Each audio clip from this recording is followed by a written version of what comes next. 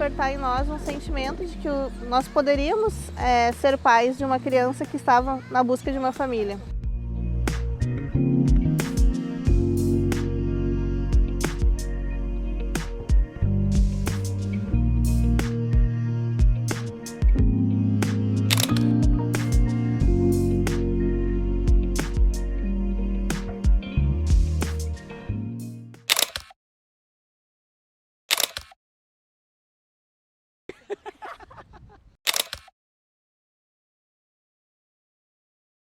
A minha infância foi uma infância muito simples, mas muito divertida ao mesmo tempo, porque eu não tinha muitos brinquedos, muitas coisas materiais. Então, o jeito era criar, né, os brinquedos. Eu brincava bastante de correr, de pular, de andar de balanço, que meu avô tinha construído para mim, para minhas primas, na casa dele. As minhas brincadeiras eram assim, de ir para a lavoura com o meu avô e ajudar ele na lavoura. Então era assim, eu não tinha, nem conhecia muitos brinquedos, né? Fui conhecer algumas coisas depois, já maiorzinha, quando a minha tia começou a trabalhar então com venda de coisas eletrônicas que ela buscava no Paraguai. Foi assim que eu conheci algumas coisas, mas eu não tinha muito acesso assim, a tecnologias, nada. A minha infância foi boa. Meus pais eram casados até os meus 10 anos de idade. Depois eles se separaram. E ali eu lembro que mudou um pouquinho a nossa rotina, né? Porque pai distante, via menos vezes, enfim. E minha mãe trabalhava fora sempre, então ali com 13 anos eu já me via sendo sozinho em casa mesmo, né? Eu era filho único. Então eu ia para a escola de manhã, eu mesmo fazia meu almoço ou esquentava alguma coisa. E a minha mãe trabalhava durante o dia, só encontrava ela à noite, né? Tinha épocas que ela trabalhava até de madrugada e mal se via dentro de casa. Então foi assim, foi tranquilo, porque eu tinha muitos amigos, jogava bola na esquina de casa, enfim, tinha uma certa liberdade até, porque a mãe não tinha outra opção, né? Ou ficava sozinho em casa, ou a gente não passava, sei lá, passava fome, não tinha opção. Eu ganhei uma boneca, já era bem grandinha. Eu tinha um brinquedo que era uma vaquinha e que eu odiava. A minha avó me deu uma vez uma vaquinha e que eu não gostava de brincar com a vaquinha. Aí sabe quando que eu ganhei uma boneca? Quando eu tive um cachorrinho, que o cachorrinho era muito arteiro, ele arrancava as roupas do varal, ele fazia muita arte no pátio. E aí minha mãe disse que para eu escolher uma boneca, então a gente daria o cachorrinho para uma outra pessoa que queria, que tinha um pátio maior, né, para cuidar bem do cachorro. Então ela me daria uma boneca para substituir a falta do cachorro. Foi assim que eu ganhei, acho que eu já tinha uns 7, 8 anos mais ou menos. Mas não tinha muitos brinquedos, não. Vim assim de uma família grande, né? Os meus pais têm muitos irmãos, ambos tinham muitos irmãos. Meu pai já é falecido, né? Faleceu quando eu tinha 22 anos. E então sempre família, primos, enfim, muita gente na volta da avó, assim, na casa da avó, no final de semana. Então foi uma infância boa, assim, né? Sempre tive com quem brincar, sempre tive com quem brincar perto de casa com a vizinhança, sempre tive com quem brincar na família. Eu conto ou tu conta? Tu conta. Nós tínhamos amigos em comuns, que era da comunidade Mel. Não, pode começar de novo. Não era uma comunidade, eu tô tentando achar o nome. Era uma rede social, tipo assim, né? Era ou não era? Tô tentando lembrar. Eu também não me lembro, faz muitos anos. A pior que era tipo um Orkut, né? Era um Orkut de Porto Alegre, assim. Até que a gente conhecia a pessoa que tinha feito, né? Eu acho que era uma rede A social. gente. Vou começar. Tá. A gente se conhece, a gente tinha amigos em comum.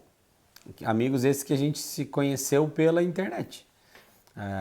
Então a gente foi nutrindo uma amizade, se encontrava um happy hour, uma coisa assim. Eu tinha uns 22 anos, não, mais. Não, 22 anos, né? Mais ou menos isso. Tu tinha uns 25. Eu tinha 24, 24, em seguida fiz 25, 25. E a gente marcava encontros, assim, com o pessoal presencial, né? e conhecia pela internet, mas né, se via presencialmente para conversar, para bater papo, enfim. E ali a gente se conheceu, então, na realidade até, a gente, por várias vezes, eu ia no encontro e ela não ia. Ela ia no encontro e eu não ia.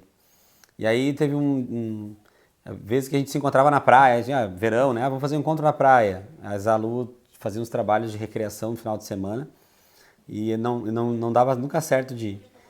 E aí a gente tinha um grupo no Messenger, né? No antigo MSN, que a gente se comunicava, tinha um grupo ali com todo mundo. E aí um dia a gente combinou de fazer um passeio em Gramado. Lá nós nos conhecemos melhor e o olhar rolou daqui para lá, de lá para cá, né?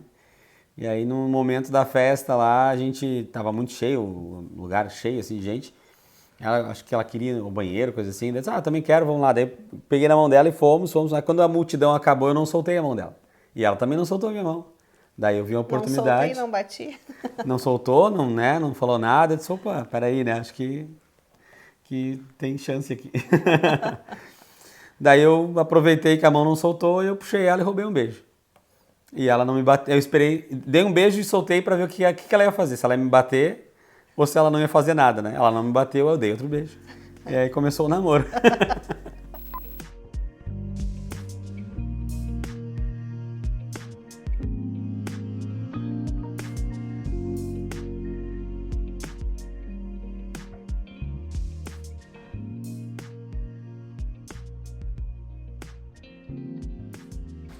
A ideia da adoção surgiu logo após o nosso casamento, porque nós sempre falávamos em ter uma família grande, porém ter os filhos biológicos primeiro e depois os adotivos. Mas logo após o nosso casamento, nós vimos na televisão um terremoto que aconteceu, acho que foi no Haiti, se eu não me engano. E nós víamos aquelas crianças chorando na televisão, desesperada, atrás dos seus pais, né? E ali começou a despertar em nós um sentimento de que nós poderíamos ser pais de uma criança que estava na busca de uma família. E então começamos a nos informar e também a rezar sobre o assunto. E em 2012 damos início ao nosso processo de habilitação. A ideia da adoção tardia começou logo depois que nós conhecemos a realidade dos abrigos. Isso aconteceu quando fizemos o curso oferecido pelo Tribunal de Justiça, o qual faz parte do processo de habilitação para adoção. Lá nós ficamos sabendo como que funciona este processo, né, de acolhimento da criança e até ela ser entregue à adoção. Isso é um processo longo que faz que muitas crianças acabam crescendo ali e tendo um pouco mais de idade até encontrar os seus pais. No início nós éramos como a maioria, que queria filhos de 0 a 3 anos, né? Mas aí depois a informação, a busca por testemunhos, a busca por até esses grupos que tem nas redes sociais, que tem várias histórias, vários conteúdos, nos ajudou muito a ter essa abertura para uma criança mais velha. O perfil do Instagram surgiu com a necessidade que nós tínhamos de falar mais sobre adoção nós mesmos, em casa, né? E aí a ideia começou comigo e com a Thalia, que é a mais velha, de também deixá-la falar um pouco sobre esse assunto. Começou aí em 11 de setembro de 2020. E a gente começou com a primeira postagem assim, nos apresentando, falando sobre adoção. E aí foi indo, só que as perguntas que vinham eram muito pro casal mesmo, para mim, para a Lu, né? E aí acabou que a gente acabou indo mais para o lado de atender os adultos que tinham dúvidas sobre o processo de adoção do que simplesmente ali, né, passar um tempo, conversar um pouquinho, abrir o assunto adoção com pai e filho. Acho que a história mais legal assim que nós vivemos nessa questão de ser procurado e ajudado através do Instagram foi um casal do Paraná que o marido tinha muito medo da adoção. Ela era super aberta, mas ele tinha muito medo por questões financeiras, por questão de tempo. De achar que não ia conseguir prover em casa, né? Ele é bombeiro, né? Não é uma profissão assim que é bem remunerada. Ou que tem uma remuneração extra, assim, né? Tem sempre uma remuneração mais fixa. E... Mas ele sempre tinha no coração de ter 5 filhos também. E então aí quando ela ela me chamou, né, pra conversar. E nós fizemos uma chamada de vídeo pelo WhatsApp no final, porque o Instagram não deu conta da gente falar tudo. Ficamos quase 3 horas com eles, conversando. E depois eles se abriram à adoção, foram habilitados e em 2 dias de habilitados tocou o telefone. Foram chamados para adotar 4 crianças. Eles já estavam na fila de adoção ali, né? Já aceitavam irmãos, mas tinha essa dificuldade. Então eu como pai, conversei muito com ele, né? Como pai, para ele entender que a providência de Deus poderia acontecer, enfim, que daria certo, que poderia dar certo. E aquele sonho dela de sempre ter 5 filhos. O que aconteceu? Habilitaram num dia, se não me engano, no próximo dia eles tiveram 2 ou 3 ligações, todos eram grupo de irmãos, eles acabaram aceitando uma ligação de Santa Catarina de 4 irmãos e meses depois ela engravidou e agora está nos dias de ganhar. Ou seja, eles estão com 5 filhos. Quando as crianças foram para casa, acho que demorou uns 2, 3 meses, né? Ela já estava grávida e não sabia. Exatamente. E agora eles estão lá com os filhos super bem, né? Se adaptando super bem. E ela está prestes a ganhar neném. E foi bem interessante, porque a dificuldade maior era com o pai, né? De aceitar, de entender, será que eu vou dar conta, medo, assim, né? Ele é muito mais fechado, assim, nesse sentido. Mas foi bacana porque a gente conseguiu trocar bastante ideia juntos ali na... E quando eles foram conhecer as crianças também, interessante que perguntaram para um dos meninos o que tu quer ser quando crescer. E ele, sem conhecer ainda o pai, sem saber da vida do pai, disse que queria ser bombeiro. Então foi confirmação de Deus.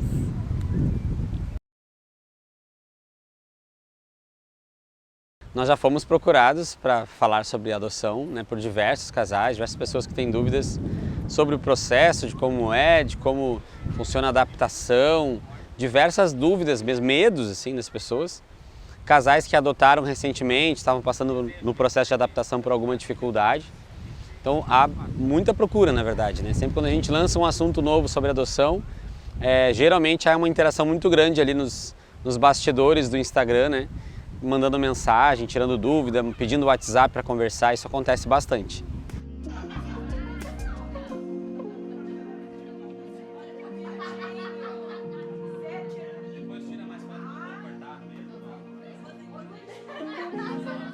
Houve alguns casos de pessoas que abriram o perfil para aceitar crianças de mais idade. Então, assim, pessoas que estavam lá com um perfil pequenininho de criança, bebê, entenderam que poderiam sim abrir o perfil, o cadastro para criança mais velha, adoção de irmãos. Então isso já aconteceu algumas vezes também, de pessoas relatarem que através do testemunho que é dado lá no Instagram, isso aconteceu. Lidar com os 5 filhos em casa e com o trabalho é sempre um desafio, porque não há como planejar muito assim o que vai acontecer durante o dia. E é claro que nós temos uma rotina, a nossa rotina inicia bem cedo, começa às 6h15 da manhã com o preparo das crianças para a escola. E neste momento, então, quando eles saem para a escola, é o horário que eu me dedico às tarefas da empresa, né? Trabalhamos home office, então é o momento que eu foco ali naquilo que eu preciso escrever, no que eu preciso pensar, elaborar para a empresa. E à tarde, então, eu me dedico mais aos cuidados com eles, né? Daí eu ajudo nos temas da escola, é o momento que nós organizamos as coisas, o quarto, organizo os temas, as tarefas de cada um, porque cada um tem a sua tarefa também dentro da nossa casa. Então é a hora que eu fico mais com eles, né? E também é a hora que eles têm, depois das tarefas todas cumpridas, eles podem brincar e já começar a preparar a mochila, preparar a separação do material da escola já para o outro dia, que vai começar muito cedo. Durante o dia também eles têm um tempinho para leitura, nós incentivamos bastante essa questão. Eles têm um tempinho também para música, que é algo que eles gostam muito. Tem umas que gostam de tocar violão, outras gostam de dançar. Tem os pequenos que gostam de cantar, então também tem um espacinho para isso. E no final de semana, então, é que fica mais livre, né? É o momento que nós... Tem também um momentinho de oração, antes de dormir, em família. E no final de semana é um momento que a gente pode aproveitar mais em família, divertir mais, passear e ter mais um momento nosso. não expor a vida familiar e ao mesmo tempo conseguir mostrar a realidade é algo bem complexo, né? Porque de fato eu não curto muito a ideia de estar mostrando toda hora assim, o que está fazendo, onde está, né? Enfim. Mas ao mesmo tempo, se eu não mostrar absolutamente nada, eu acabo deixando de cumprir o objetivo do canal, né? Então a gente evita, assim, cuida o que apresentar, em que momento. Geralmente, quando é vídeo familiar, a gente não posta na hora, assim, né? Então, às vezes é de noite, a gente está postando vídeo da tarde.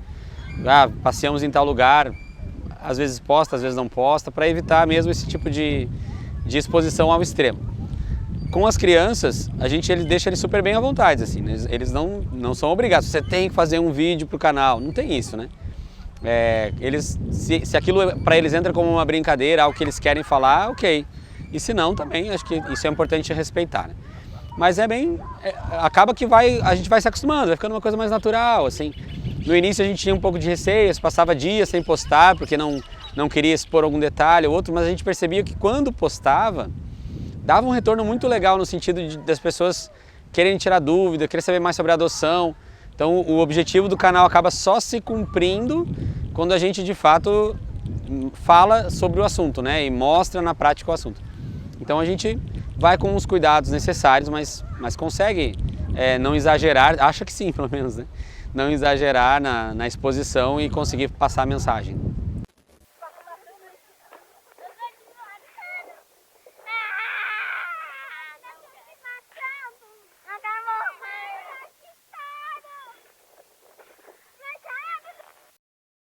Alguns perfis que falam sobre adoção, a gente, por afinidade, vai se comunicando, né? Então já aconteceu diversas vezes de alguns canais que falam sobre o assunto, nós trocarmos figurinhas, marcar uma live, falar realmente, fazer essa parceria, né? Não é uma parceria que visa uma remuneração, né? Mas é expandir o assunto.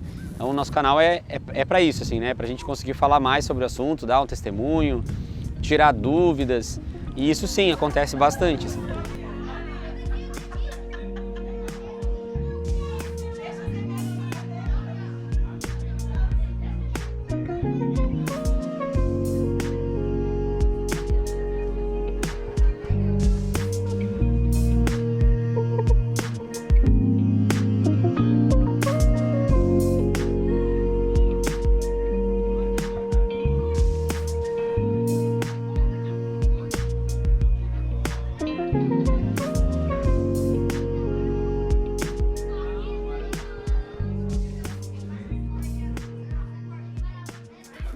Nós utilizamos uma média de umas 3 postagens semanais, né?